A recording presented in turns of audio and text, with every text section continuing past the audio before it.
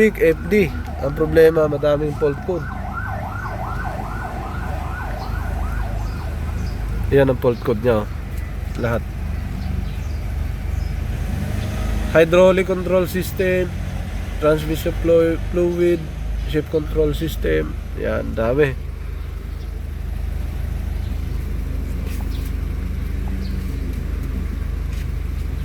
Solenoid.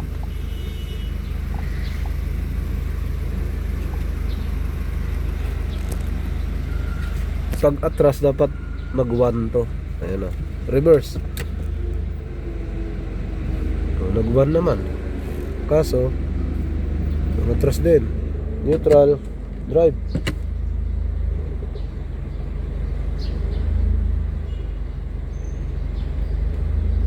Nag 1 din. Okay to. Good reading. Neutral. Reverse. Wala na. Hindi na kumagat. Yan na. Naka-reverse. Pero dito hindi na kumagat. Isang beses lang kumagat. Wala na. Naka-reverse. Park. Naka-park. Yan ang reading sa taas. Reverse. Wala na. Ayun. Kumagat. Wala na. Hindi nag-open. Wala na. Hindi nag-1. Dapat mag-1 yan. Kaya pala ayaw na talaga niya umatras. Ulit natin. Neutral. Drive natin. Ang ibaba niyan mag-1 yan sa baba. Yan na. Drive. Pasok. Nag-uno. Pero sa gitna nag-uno. Dapat dito yan. Yan. Ang nag-uno nasa gitna. So hindi umubra. Parang ano to, incorrect gear ratio na. Civic FD. So transmission nasira pagka ganito. Automatic works, ito na. Nag-proceed talaga sa baba na transmission. Ngayon kasi nakita naman natin hindi pumasok lahat, no. Tapos ang kagandahan pagka baba transmission ganito, makikita mo yung nasa ilalim. Yan kamukha niya, no. Yan kamukha niya ganyan. Yung may putok na hose dito sa water line. Yan. So pag binaba, pagka sinilip, kita talaga yun, yung hose sa ilalim na yun, putok. Yun ang kagandahan pagka binuksan. Sa throttle body yan, sa tubig yun, So yung kagandahan pagka binuksan talaga buo. Ngayon, ito naman sa loob, ang transmission kasi subject na i-rebuild. Ngayon, bago natin i-rebuild, palitan ng buo. Ito, sinukat natin kanina, may ano naman siya dito. Pero nung drain, yan, nung na-drain natin, ito lang na-drain niya. Galing ilalim. Ako, yan lang. Ganyan lang ang nakuha natin na ETF. So, wala na. Wala pa nga sa kalahating litro. Kaya pala ayaw niyang pumasok lahat. Kalakas pala ng tagas na ito. Alak ka. Sirit-sirit na pala ito, So, lakas siyang tagas niya, mga automatic yun, Sobrang lakas ng tagas. Ayan. Ano to? Hindi naman siya basag. Hindi siya basag, pero ano talaga siya. Okay. Kaya pala, yan lang ang natira. So, lahat ng trouble code doon sa transmission system, section, lumabas. Halos lahat lumabas. Pati yung high pressure, lumalabas yung high pressure switch pagka wala ng tulak wala na siyang maitutulak na ETF. Tapos pangalawa, yung shifting wala na rin, kaya lumabas yung dalawang valve. So ang gagawin dapat yung linis lang ng solenoid valve. Kaso na find out natin doon sa scanning pa lang, tsaka yung pag testing natin kanina, may problema talaga yung transmission. Kaya hindi na natin, kaya diretso na tayo sa transmission na. Okay? So, kabibili lang naman ng may-ari. Okay to, PMS siya. Mapapasok lahat PMS. O kung may papalitan, di papasok doon. Pati spark plug, tingnan natin yan. Para paglabas, maayos. Walang ipupong tambay, ipapump niya? Wala. Naubos. Naubos na yung langis. So, ang usapan sana namin kanina, pre, ganun. Eh ngayon, ang problema, pre, pumasok sa crankshaft seal, tapos sa transmission seal, hindi kasama sa bilang. Kaya doon muna patitinuin. Ah, ganon. O yun, hindi siya. Start. Ano? Panda rin na to, pre? Start. Ha? Ayaw to man. Ay, gayo, susi pala may naiwan may. Eto, ayaw tong kumagat kanina sa cambio. Ngayon subukan natin kung gagana. Yan. Yan may. Yan dyan, yung nakasabit. Tignan natin. Yan. Tingnan natin, ito na. Panda rin natin. Kung gagana.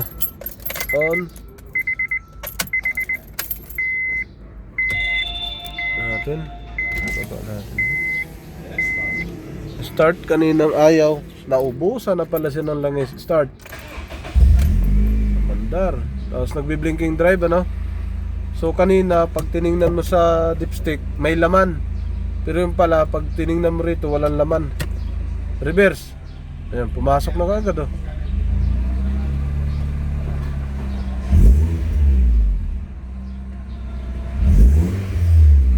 Napaka-responsive, parang naka-remote.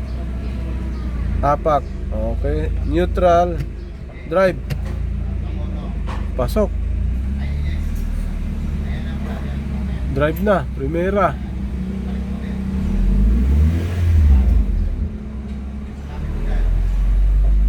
Segunda na. May, okay na yung gulong doon, May? Kabila? Hindi naman din yung gulong. Ah. Tercera.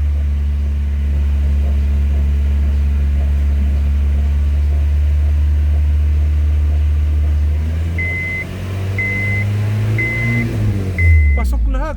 Walang blink. Okay. Apak tayo, pre, no? May, pakuha na yung scanner. Scanning ko ulit.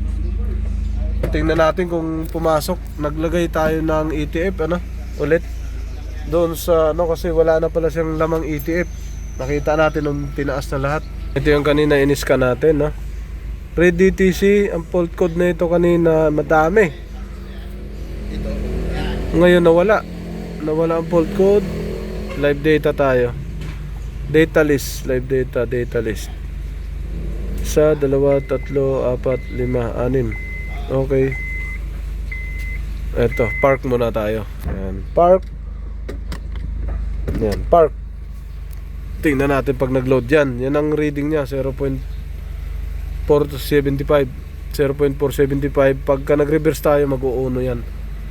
Reverse natin. Boom, reverse. Pasok. Pasok na siya. Tapos pag nag-drive, sa baba, drive. Pasok na rin. Meron na. Wala dito, oh. Yun ang sinabi ko, dapat hindi sa gitna. Dito lang siya tatama. Yun ang sakto. Kanina kasi dito sa gitna. Drive. Oh, shifting natin. Pagka nag-shift, dyan yan sa gitna, dahan-dahan. Naka-drive tayo. Nakaangat lang. Nakaangat lang. 8 ang takbo. Ayan. Tingnan natin kung ang takbo ron. Yan, oh. 11, 20. Shifting na segunda yan. Lilipat dito yan sa gitna. Ayan. Ayun, lumipat na, oh. Pasok na. Ayun na, pasok na. Neutral. Apak preno. Okay. Balik na natin sa neutral. Reverse. Park. So, okay. Medyo nakaano si sir dito. Nakatipid. Bumababa ang gastos ni sir. Ngayon, Red DTC, fault code, no fault code na siya. Okay, pwede. Yun lang. Ayos na mga sir. So, ito ang ginawa. Oh. Okay na.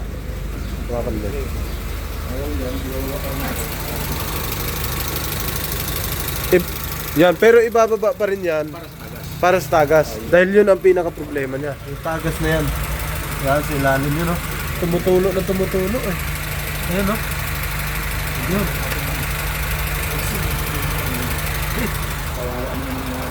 Yun, ito yung Honda Civic FD. Yung binaklasan ni pare yung transmission, nawala na. Yun, may tao sa ilalim. Yan yung tumagas, pre, no? So, yan. Ito tagas din. Palitan natin Ito yan. pa yun, tumagas. Tapos yung tagas, saan? Doon na. Yun na, ano? Ito na. Yan, papalitan ni paring Ariel. Napalitan mo na? Ito kadalasan to.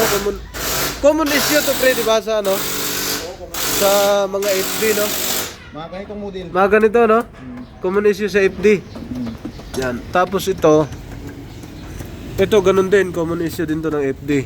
Yan. Ito, hindi na. Ito na kadalasan yan. Tapos, yung valve niya sa likod, pressure valve. Yan, ito.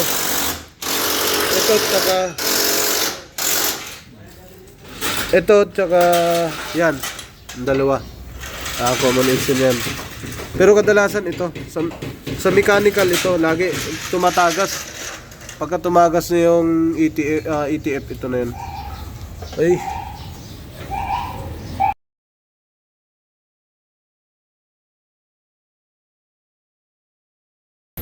Yan, kinakabit na niyan yan. Kasi paring Ariel dito sa ilalim. Ito wala na itong tagas, pre, no? Wala na, pre. Wala na. Linisin na lang yan, mamaya. Linisin na lang mamaya, yung mga yan. Linis lahat yung mamaya. Kasi naka-PMS pa to, no? So, may problema sa transmission. Ito na siya. Ito nang pinalalagyan niya ngayon. Ginagapang ni parang Ariel sa ilalim. Dito yung malakas tumagas, oh. Sa gitna. Diyan sa gitna, tumutulo. Hanggang dito. Tapos pag tingin namin, wala na palang ETF. Tapos ito, palit hose din to. Lilinisin din yung throttle body. Yan. Okay. Tapos palitan din natin yung hose na yun, ha. Huwag kalimutan. Yan, palitan natin yan. Kasi putok na siya. Okay. Nilagyan na ni yan ng coolant. Pang ilang coolant na yan? Pang-apat na. Coolant. Super coolant ba to? Super coolant. Ito yung tatlo. Pang-apat na siya. Hindi pa rin napuno. Siguro mga 6 to. Tapos napalitan na natin to, yung hose. Napalitan na pala niyan yan. Yan, napalitan na. Ito na siya. Lalagyan lang ng coolant. Yan. Okay na, kabit na rin lang paring Ariel yung transmission. So paandar na lang to ngayon. Pag andar nito, okay na. Smooth na ulit to. Honda Civic FD, common issue, mga tagas sa ilalim sa transmission. Iyan. Binabanatan na ni paring Ariel to. Kasi ibabiyahe daw to ng mahal na Holy Week. Pauwi ng Bicol Express. 4 ang coolant, hindi pa siya tapos. May kulang pa. Siguro mga 4 na yan, sarado. Dalawa na pala, pre. Okay. Hindi nag-drain yan. Hindi, ito eh. Ha? May post yan sa ano. So yan. So ito hindi naman to nag-drain ng coolant. Doon lang to sa tapon doon, no. Ayan, tapon lang niya dyan. Buti ka mo nadala pa dito sa shop. Kung hindi, abutan sa daan to. Dalawa ang tama nito pag inabutan sa daan. Makina, transmission. Pre, no? Kasi yung transmission, kung nakita nyo, wala nang ETF. Ito naman yung coolant niya hanggang ngayon, hindi pa natapos, oh. Pang-4 na. Kulang na kulang talaga. Ibig sabihin, save by the bill ang nagawa ni Sir dito na nagpa-check up siya kahapon. Kasi pagdating dito, sinek natin lahat. Transmission ang nakita natin. Nung binaklas to, nakita na agad natin yon. Bagong bili lang ni Sir to. 1 buwan pa lang daw sa kanya. Tapos hindi daw niya makita yung tagas sa ilalim kasi sa buhanginan pala nakaparada to sa opisina nila. Mabuhangin kasi sa parang sa Air Force yata o sa Navy. Na Navy yata siya nakano. Yan. 4, ubos na, oh, hindi pa rin puno. Pang-4. Diretso. Baka dumiretso nga. Wala dumiretso sa makina. Dito yung tagas nung una. Ginawa nila paring Ariel dyan sa ilalim dito, gitna. Tagas-tagas talaga. Yan, ganyan, oh. Pero ngayon wala na. Napalitan na lahat yan. Bukas pa isa. Test drive na lang to. Bukas pa isa, kulang pa nga. Ang laki, naubos nga siguro. Kung hindi siya nakapunta kahapon, sabog to. Dahil lang dito. Oh, ito yun. Ito yung nagpapaano sa kanya. Tutok eh. Siguro nabenta. Oh, pumutok yung gilid nito. Yan. Yan. Ito yun. Pero nakita namin to kahapon. Pero hindi namin kung ang tubig niya kung gaano pa kadami. So kulang yung kinarga natin mga sir. Alright. Ayos. Yan ang kagandahan. Pag bagong bili, pagkatapos bilhin, kahit may mekaniko kayong kasama, pag sinabi ng buy and sell na PMS na yan, pa-PMS nyo pa rin. Mas maganda makita lahat. Mabuksan. Yan, kamukha niya, mabuksan. Na PMS, nalagyan na daw. Siyempre, nalagyan. Yung mga problema kasi nun, hindi natin makikita yon. Yung problema ng tagas, hindi natin makita. Kasi, pag bunot dito namin kahapon, may laman naman. Pag ganyan namin, may laman. Kompleto. Yung pala sa ilalim, may tagas siya. Okay. Yun. Papaanda rin na, dahil na-fix na lahat, yung nandito.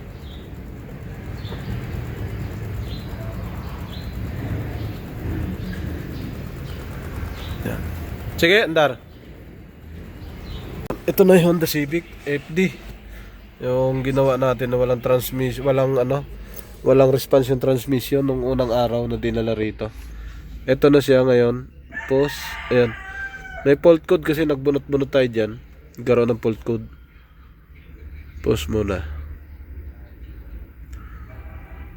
Ayan.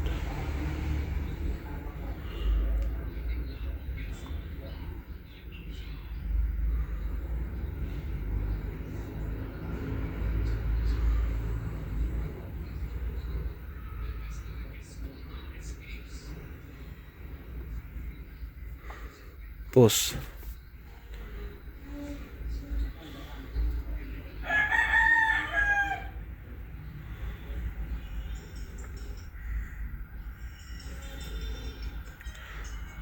So transmission wala nang lumabas. Sa PGM-FI lang meron. Yan, tingnan natin sa PGM-FI kasi nagbunot tayo ng map sensor. Lalabas talaga siya. Tapos babasahan natin live data yung transmission. Yan na. Tingnan natin yung automatic transmission. Sir, natanggal na natin yung fault code. So hindi na natin binasa kasi nagbunot tayo ng kanina. Ito sa automatic tayo, diretso. Wala naman siyang fault code, data list agad tayo. Sa transmission. Yan, command. Yan. Okay. Start tayo. Ayan. Good reading. 00 pagka nag-on, mag-start 0.475 yan yung dalawa. Start tayo.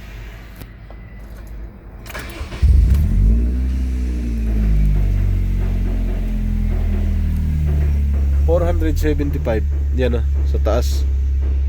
475 na siya. Yan. Pagka nag-cambio tayo ng reverse, magwa 1 yan. Cambio reverse. Pasok. Yan. Pasok siya. Reverse. Nag-1 na kaagad ah.